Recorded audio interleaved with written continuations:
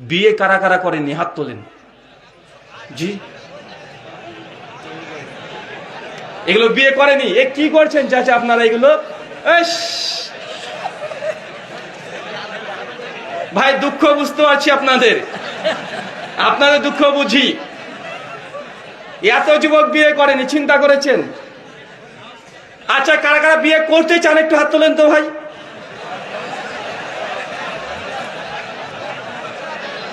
এই কয়টা, এই কয়টা?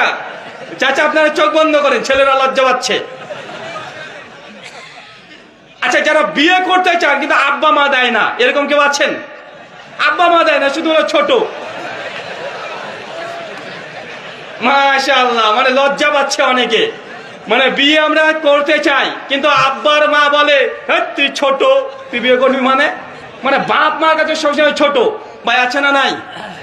আবার অনেক মেয়ের বয়স 20 হয়ে গেছে, মেয়ের যদি প্রস্তাব দেন যে আপনার মেয়ে তো 20 বছর হয়ে গেছে, তো মেয়ের কি বিয়ে দিবে না? মা আবার বলে আমার মেয়ে পাগলে, কিছু বুঝে নাকি, সংসারে কি বুঝে, ও তো এখন পাগল, কিছুই জানে না। এমন আছে না নাই? আবার ওই মাকে জিজ্ঞেস করেন যে মা তুমি কত বছর বয়সে বিয়ে করেছিলে? মা তখন হাসতে, কি বলিস, তোর আব্বা যে রাত্রে গেছে আমাকে দেখে অমনি রাতারাতি বিয়ে করে নিয়ে চলে এসেছে, বয়স তখন আমার 14। আর মা বাচ্চা জন্ম দিয়েছে 15 বছর 16 বছরে। তো মা তুমি 16 বছর 14 বছরে এত পেকে গেলে, তোমার মেয়েটা তো কাঁচা। আশ্চর্য না ভাইজান? ভাই আগেকার দিনের মেয়েদের বিয়ে কি বেশি বয়স হয়েছে না অল্প বয়সে? অল্প বয়স হয়ে গেছে। এখন 20 বছর মেয়েটার বয়স হয়ে গেছে, তারপরে বলছে মেয়ে নাকি পাগলি, মেয়ের হাতে মোবাইল আছে, সারা রাত অন্য ছেলের সঙ্গে গল্প করছে। মা তাও বলছে মেয়ে আমার পাগলি। আরে মার চেয়ে মেয়ে অনেক বেশি বুঝে। আর যেসব যুবকরা মনে করছেন যে বিয়ে করা উচিত কিন্তু বিয়ে করতে পাচ্ছেন না, যে কোনো কারণে হোক, বাপ বলছে তুই ছোট, তুই বুঝিস না কিছু, কালকে এক কাজ করবেন, বাড়িতে চলে যাবেন সকালবেলায়, বাপের যে জুতো আছে পায়ে দিবেন, পায়ে দিয়ে আব্বাকে, আব্বা দেখো তোমার জুতো আমার পায়ে হয়। বারবার বলবেন যে আব্বা দেখো তোমার জুতো আমার পায়ে হয়। মানে বাপ বুঝে না, মানে বুঝাতে হবে। যে তাও না বুঝে, বাপের যে জামা আছে জামা গাইতে ঘুরে বেড়ে, কি আমার জামা বলছিস কেন? আব্বা তোমার জামা আমার গায়ে হচ্ছে এখন। আবার প্যান্ট পরে ঘুরে বেড়াবেন, প্রয়োজনে আন্ডার প্যান্ট ধরে টান দিবেন, খুঁজে পাবে না। বলবেন যে আপনার আব্বা তোমার সব কিছু আমার হয়। কতদিন বুঝবে না? যতদিন না বুঝে যে ছেলে আমার কিসের আলামত দিতে যাচ্ছে, ততদিন আন্দোলন চলবে। কিন্তু ব্যভিচারের পথ বেছে নেওয়া যাবে না। 14ই ফেব্রুয়ারিকে কবর দিতে হবে। যদি ভিক্ষা করে বউকে খাওয়াতে হয়, ভিক্ষা করে যদি বউকে খাওয়াতে হয় তবুও রাজি আছি, কিন্তু ব্যভিচারের পথ ইনশাল্লাহ রাজি নাই। কথা আছে তো? দেখেন ছেলেরা কিন্তু খুব খুশি, এরা কিন্তু বিয়ে করতে চায়। এলাকার মেম্বার প্রধান থাকলে তাকে দায়িত্ব দিয়ে যেতাম যে এদেরকে তাতে দ্রুত বিয়ে দেন আর ভোটটা বাড়িয়ে নেন। যত তাড়াতাড়ি বিয়ে দিবেন ভোট তত তাড়াতাড়ি বাড়বে। ভাই ভোট বাড়বে কি বাড়বে না? ভোট বাড়বে। আর যেসব মেয়েরা আছে বিয়ে করতে চায় কিন্তু মা বলে যে মেয়ে আমার পাগলি, কিছু বুঝে না, মেয়েদের উদ্দেশ্যে আমার সরল পরামর্শ, মায়ের যে বেনারসি বিয়ের শাড়িটা ছিল শোকেচে রাখা আছে, শাড়িটাকে টুক করে বের করে পরে মাকে বলবে মা দেখো বউ বউ লাগছে, কেমন লাগছে, বারবার চলবে। মাকে আবার মা দেখো তোমার এই চুড়িটা আমার হাতে হয়। মার যা অলংকার আছে সব পড়বে, মাঝে মধ্যে, একদিন করলে হবে না, মাঝে মধ্যে করতে বলতে মা দেখো বউ বউ লাগছে, মা তোমার শাড়িটা আমার গায়ে হয়, তোমার ব্লাউজটা আমার গায়ে হয়, মা তুমি কি বুঝতে পারছো? এই কথা বললে ইনশাআল্লাহ মায়েরা আজকে যারা উপস্থিত হয়েছে বাপ মা দুজনই সচেতন হয়ে গেল। আমি যে পরামর্শ দিয়ে গেলাম, যে ঔষধ তাবিজ দিয়ে গেলাম, এই তাবিজ যে কাজ করেন বাপ মাও শুনে নিয়েছে আজকে, যে এরকম কিছু করতে দেখলে হুজুর তো বলে গেছে এটা বিয়ে করার সিগনাল, মানে মেয়ে আমার বিয়ে করবে, ছেলে আমার বিয়ে করতে চায়। কথা বুঝতে পারছেন না ভাইজান? আচ্ছা, বিয়ে করতে যারা চান একজন দাঁড়াতে পারবেন সাহস করে?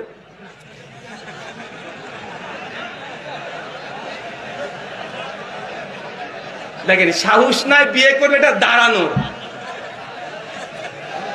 মাশাআল্লাহ ভাই, হাতে তালি নয়, হাতে তালি নয়।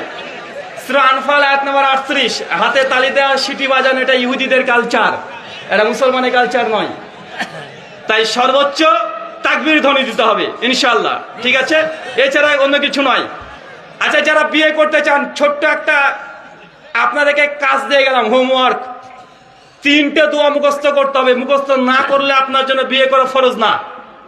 এক, বাসরাতে কি করতে হয়? জি, বাসরাতে কি করতে হয়? ঘরে ঢোকার আগে কি করতে হয়? আগেই কেন ওখানে? আগে তো সালাম দিতে হয়। তারপরে কি করতে হয়? 2 রাকাত সালাত আদায় করতে হয়। কিভাবে?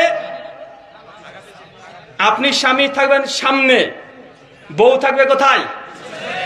আবার ওখানে যেন ওই হাদিসের উপরে আমল করতে যায়েন না যে হুজুর বলেছে কাদের সঙ্গে কাঁধে পায়ের সঙ্গে পা লাগে আমরা আহলে নামাজ পড়ি। এখন বউ আছে, বউর কাঁধের সঙ্গে কাঁধে পায়ের সঙ্গে পা, ওইখানে চলবে না। ওটা মসজিদে ছেলের সঙ্গে ছেলের, বউ হলেও কাঁধের সঙ্গে কাঁধ লাগানো যাবে? কথা বলেন না। ওটা সুনান আবু দাউদ 666 নম্বর হাদিস।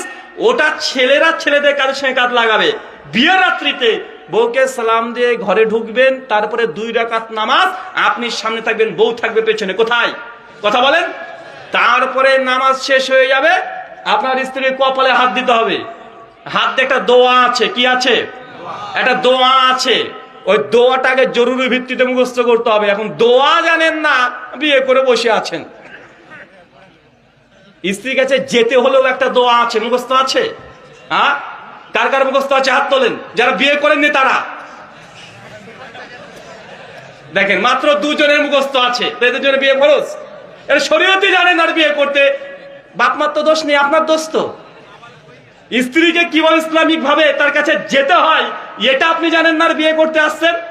সেই বুখারী 5058 নম্বর হাদিস, আল্লাহ নবী বলছেন, হে যুবক দল, যাদের সামর্থ্য আছে বিয়ে করো, যার সামর্থ্য নাই সে রোজা পালন করো। আপনার জন্য বিয়ে না, আপনি রোজা করেন, বিয়ে করতে হবে না।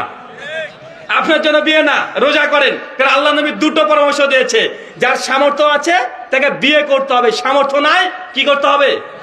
রোজা করতে হবে। তো আপনি রোজা করেন। আগে বিয়ে করার আগে বাংলাতে একটা বই আছে, শেখ আব্দুল হামিদ ফাইজি আল মাদানী হাফেজাহুল্লাহ, বিবাহ এবং দাম্পত্য, এই বইয়ের নাম শুনেছেন? বিবাহ এবং দাম্পত্য। এই বইটা 50 থেকে 100 টাকা নেবে, খুব বেশি দাম নেবে না। এই বইটা আগে নিজে পড়েন, পড়ার পরে নিজে আয়ত্ত করেন কোনটা আপনার করণীয়, কোনটা বাবা মার করণীয়, কোনটা প্রতিবেশীর করণীয়, বিবাহ কিভাবে করতে হয়, সুন্নতি তরিকা কি, বিদাতে বর্জনীয় কি। বা বিয়েতে বর্জনীয় আছে না নাই? বিয়ে করতে গেছেন, বিয়ে করতে যাওয়ার আগে আপনার বয়স 28 বছর হয়ে গেছে, আপনি এতদিন ধরে একা একা গোসল করলেন, বিয়ের দিনে নাকি আপনি একা আর গোসল করতে পারবেন না, পাড়ার ভাবিগুলো লাগবে। ভাই আপনাদের এলাকায় হয়? হ্যাঁ, ভাবিরা এসে গোসল করায়। চিন্তা করেছেন? মানে ইসলামিক একটা পরিবার মানে বিন্দু পরিমাণে নাই, ভাবি আপনাকে স্পর্শ করতে পারে? এটা সম্ভব? আরে ভাবি কেন, চাচির আপনাকে স্পর্শ করতে পারবে না। এতদিন ধরে গোসল করতে আপনি একা পেরেছেন, বিয়ের দিনে করতে পারবেন না? আমাদের সমাজে, আপনাদের সমাজে আছে হলুদ প্রথা আছে, হলুদ দেয়। আপনাকে কে যেন বলেছিল যে হলুদ পাড়ার যত চাচি আছে, ভাবি আছে, সবাই মিলে হলুদ দেয় না ভাইজান? আছে না নাই? হলুদ প্রথা আছে। আচ্ছা, বিয়েতে হলুদ মেখেছেন কে কে? একটু হাত তোলেন, যাদের বিয়ে হয়ে গেছে তারা এবার তোলেন। হলুদ মেখেছেন না? কে মাখিয়েছে ভাই?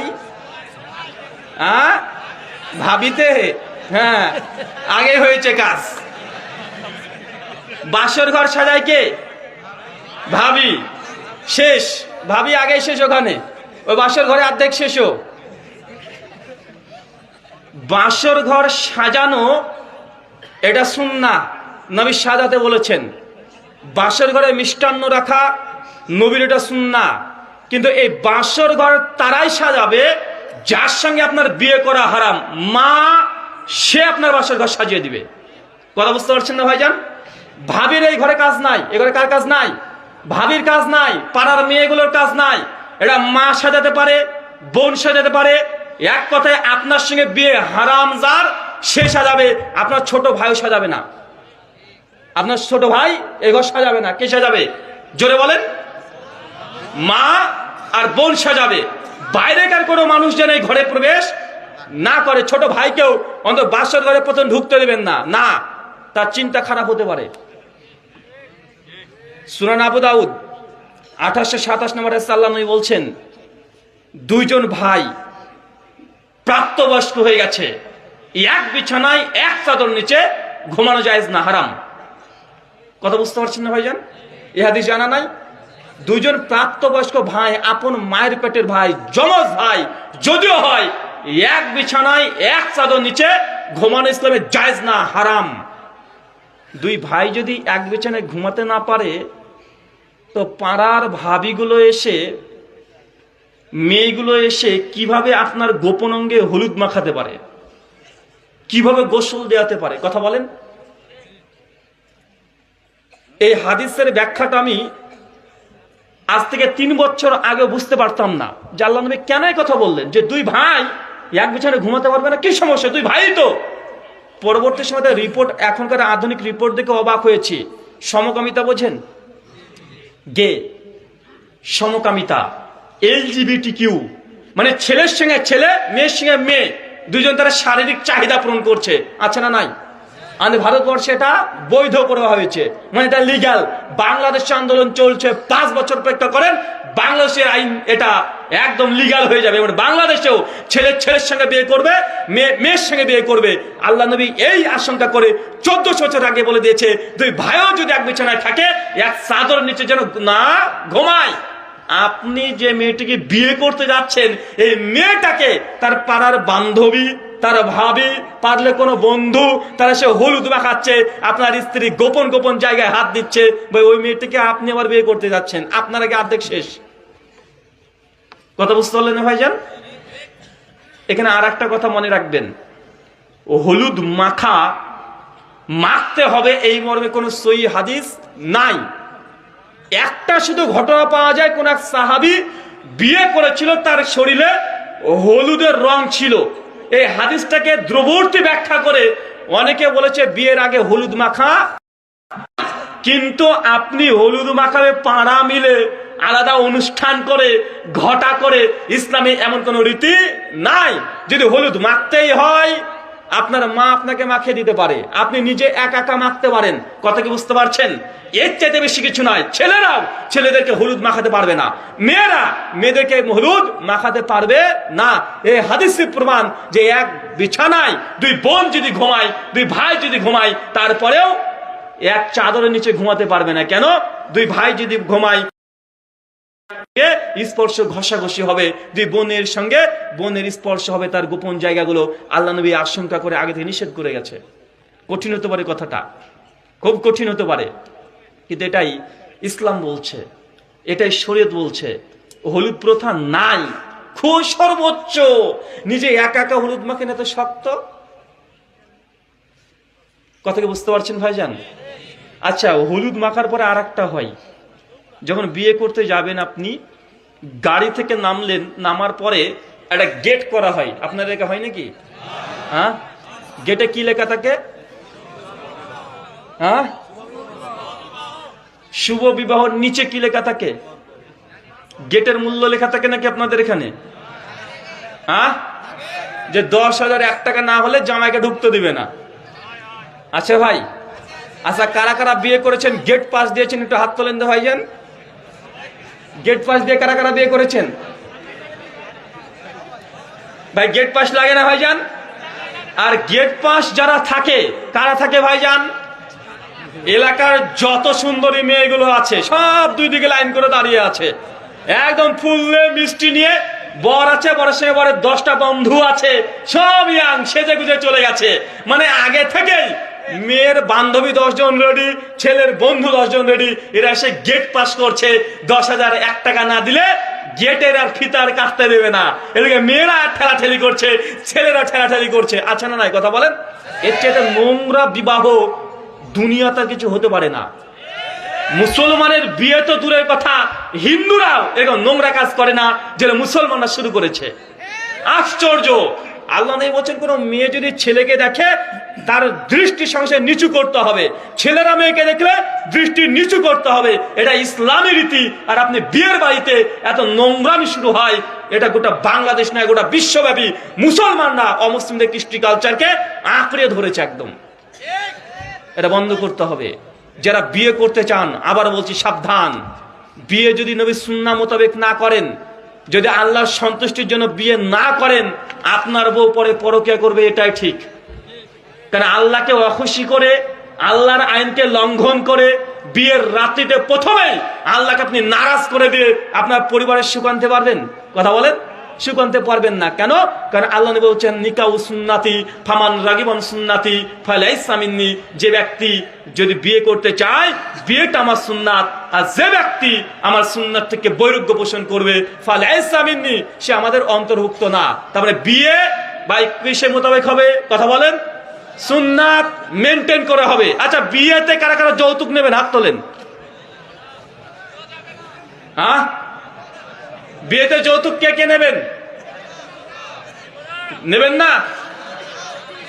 আচ্ছা, বিয়েতে শ্বশুর যৌতুক দিতে গিয়েছে ইচ্ছাকৃত, আপনি বলেছেন নেব না, এমন কোন ব্যক্তি আছেন? হাত তোলেন। মাশাআল্লাহ, দেখেছেন, এরা হচ্ছে আসলে বিয়ে করার হক রাখে। যে শ্বশুর দিতে চেয়েছে উনি বলেছেন নেব না। শ্বশুরকে যদি পারেন কিছু গিফট করবেন, যে শ্বশুর আপনি যে মেয়েটা দিয়েছেন না, আলহামদুলিল্লাহ আমি অনেক খুশি, তো আপনি তো সাইকেলে চলাচল করেন, তো শ্বশুর আপনি একটা পালসার কিনে দিলাম। না তো শ্বশুরের কাছ থেকে নেওয়ার জন্য বসে থাকে, বলছে যে শ্বশুর কাছ থেকে তো নেওয়া যাবে, কারণ হাতিয়া হিসাবে দিয়েছে, এটা যৌতুক হিসাবে না। বা আছে না নাই, যে হাতিয়া হিসাবে শ্বশুর আমাকে দিয়েছে, যৌতুক হিসাবে না। তো আপনার শ্বশুর আপনাকে শুধু হাতিয়া দিল কেন, আমাকে দেয় না কেন?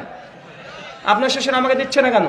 বলতে পারে হুজুর আপনি একটু হাতিয়া নেন, মসজিদের ইমামকে দিতে পারে, দেয় না কেন? আপনাকে দিল কেন? তার মানে এখানে কিছু সমস্যা আছে। জি, হাতিয়া হিসেবে নিচ্ছেন, কোনো সমস্যা নেই, কিন্তু শ্বশুরকেও হাতিয়া দিতে হবে। মানে শ্বশুর যদি আপনাকে পালসার দেয়, অন্তত সুপার স্প্লেন্ডার হলেও শ্বশুরকে কিনে দেবে, যে শ্বশুর মশাই আপনার তো মোটরসাইকেল নাই, আপনি আমাকে একটা দিয়েছেন, আমি আপনাকে একটা দিলাম। পারবেন দিতে? পারবেন? যদি পারেন তাহলে একদম, যদি আপনাকে আপনার শ্বশুর যদি কোনো হাদিয়া দেয় আপনি গ্রহণ করেন, কারণ হাদিয়া নেওয়া যেমন সুন্নাত, হাদিয়া দেওয়া সুন্নাত কি সুন্নাত নয়? তো শুধু আপনার শ্বশুর আমল করবে, আপনি করবেন না। তাই বিয়ে করার আগে এই জিনিসগুলোকে মেনটেন করতে হবে। আল্লাহ সুবহানাহু ওয়া তাআলা যে কথাগুলো বললাম সেই কথাগুলো প্রত্যেককে আমল করার তৌফিক দান করো। সকলে পড়ি আল্লাহুম্মা আমিন। যারা এখনো বিয়ে করতে পারেনি, আল্লাহ সুবহানাহু ওয়া তাআলা তুমি তাদেরকে আগামী বছর যখন আলোচনা সভা আবারও হবে, এইসব যুবকদেরকে কোলে একটা ছেলে সন্তান নিয়ে এই মাহফিল শুনতে আসার তৌফিক দান করো। সকলে পড়ি আল্লাহুম্মা আমিন। আমাদের মধ্যে যারা অসুস্থ আছে, আল্লাহ সুবহানাহু ওয়া তাআলা তুমি আর শাফি, তুমি সুস্থতা দানকারী, আমাদের প্রত্যেককে শেফায়ে কুল্লিয়া দান করো। সকলে পড়ি আল্লাহুম্মা আমিন।